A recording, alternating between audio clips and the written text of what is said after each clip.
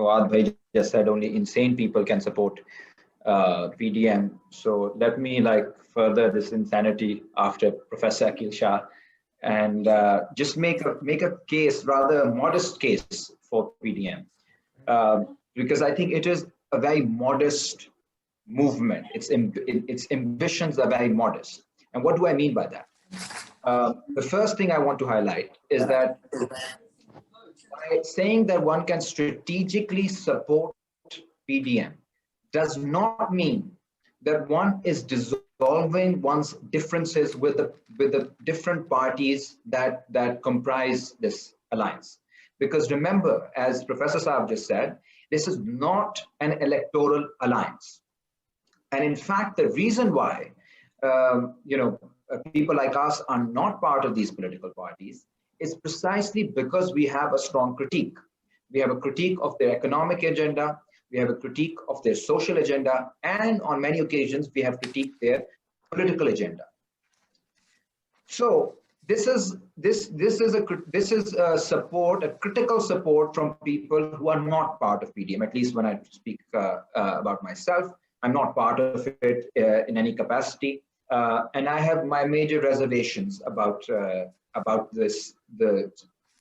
different political parties that comprise PDM. But why should we consider an alliance that, as Professor Saab first said, is headed by a mullah, and we've opposed religious extremism with every bone in our body for the last many years? Why should we support a political alliance that has people who have allegations, as Fawad Bhai was saying, allegations of corruption, allegations of immorality? This all boils down to our understanding of what is it that hinders political development in Pakistan. What is the principal contradiction that we can choose to ignore, but that contradiction will not ignore us. That will get us. And what is that contradiction?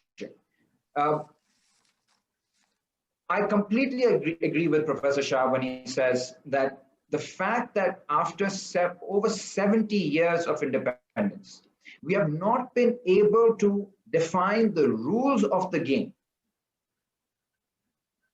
We have not been able to define the framework in which we will contest against each other. We have not been able to achieve the minimal agreement required to do democratic politics, haunts Pakistani politics, economy, society.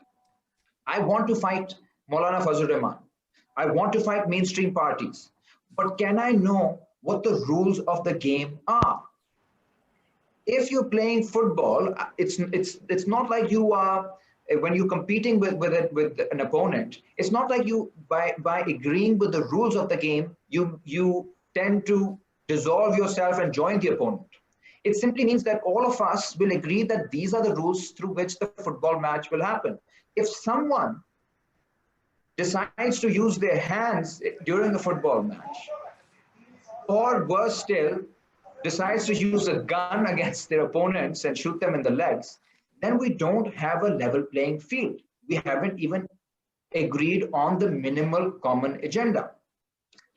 And one of the things that PDM is doing, and if you look at the 26-point charter of PDM, I think it is something that a lot of people have been talking about. I mean, these parties are talking about it now. People on the left, progressive people have been talking about these things for the past 3-4 decades, and one can say even past 70 years, that the excessive violence of the state needs to be curbed, that the supremacy of the constitution has to be ensured, that media has to be freed, that elections have to be free and fair. This is something that we all have been speaking about for the last many years. It's a welcome sign that these mainstream parties are also embracing the agenda that was proposed by progressives all these years. And progressives who gave up their lives for this cause, who died very lonely deaths in the dungeons of General Ayub, General Zia, General Musharraf, people who went missing, young people who've been missing, whose parents are still waiting for them. These are people who fought for these very ideals. And I think it is their victory today that the mainstream is forced to acknowledge how disastrous these policies have been for the people of Pakistan. Okay, now let's say we are opposing, we decide to say, okay, the big contradiction in Pakistan is the fact that you have feudals, you have bad governance, you have corruption, you have an education crisis, health crisis, climate catastrophe. None of these parties are able to address these crises. We need a bold, radical agenda. That's why we formed the Huquq-e-Khalq movement. That's why there's Progressive Student Collective and a host of other progressive student organizations. Then you have a powerful women's movement called the Aurat March. You have PTM that's talking about Pashtun rights. You have Baloch organizers, Sindhis, people all across Pakistan who've been fighting on these issues. Of course, it's pertinent here to mention Baba Jan, a political prisoner in Gilgit-Baltistan, who's been fighting on these issues for a very long time. If we talk about education in today's Pakistan, about increasing the education budget, which by the way, PTI cut by 40% last year. If we talk about student unions, if we talk about sexual harassment committees on campuses, it's not that Zardari attacks us. It's not that Nawaz Sharif attacks us. It's not even that Imran Khan attacks us. In fact, after last year's Student Solidarity March, Fawad Bhai, Imran Khan, many others tweeted in favor of the entire student movement. But then you have these aliens who descend from the sky. And we find out that despite the fact that the entire political leadership is supporting our demands, one of the students goes missing from Punjab University. His name was Alamgir Wazir. And later, 5 people, including myself, are charged with sedition. A colonial law was used against people demanding more investment in education. And the party that was heading the government remained silent. This is the party that was supposed to be a party of the youth. This is the party that was supposed to be a party of more education, of social issues, of economic reform. And this is a party that stayed silent, knowing that what the aliens were doing was unacceptable. But they remained silent because they know that they cannot cross the line. They cannot be in the bad books of the establishment of the military. And this is not just on the issue of students. This is on the issue of missing persons.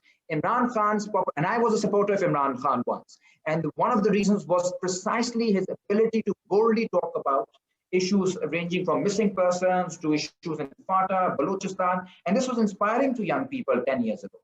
The way he has maintained silence over the same violations under his government is not because he doesn't probably believe in them anymore. It's because he is not governing this country. And that is the fundamental deadlock that we face. Even for supporters of PTI, they have to recognize the fact that, and I don't agree with PTI's agenda fully, but even to fulfill PTI's agenda, you need to be in government. You need to be able to govern. If the governance is happening from elsewhere, then you have this dialectic between the visible and the invisible that we're caught in for the last 70 years. Who do we petition? When I'm still out on bail on sedition charge and there's a life sentence for sedition. I can't go against Usman Buzdar, although he should be the one I should hold accountable, because I know Usman Buzdar knows nothing about our case. He's not responsible. Who do we protest? Where is the government? Where is the seat of power in Pakistan? Why can't nobody even name those in power? This is the crisis. And I think it is a welcome sign that mainstream politicians are finally talking about who is in power, so that we can actually set the framework for a collective united response. So I'll end by saying, it's, I don't have expectations, like exaggerated expectations from the PDM. I think we need a left-wing political force that challenges feudalism, that stands for women's rights, that stands for minority rights, that stands for workers' rights, students' rights, and addresses the problem of climate change in a radical way. We need that force. And we will take on the mainstream parties like we are on the 8th of November when we are holding our People's Solidarity March. And we will criticize them. At the same time, we have to be willing to work with other forces to agree on the framework in which we will fight each other. We are not going to encourage young people to take up guns. We're not going to let our young people go missing. We're not going to let our women activists facing harassment from agencies when their parents are called by the security apparatus. This is unacceptable. And for the sake of our future struggles, for the sake of civil liberties, for the sake of building a progressive left, I think it's important that you support the proposition in its very qualified and critical support for the PDM. Thank you. I thank the speaker for his speech. Now, to further the case from side opposition, I call upon Ma'am Andaleep Abbas.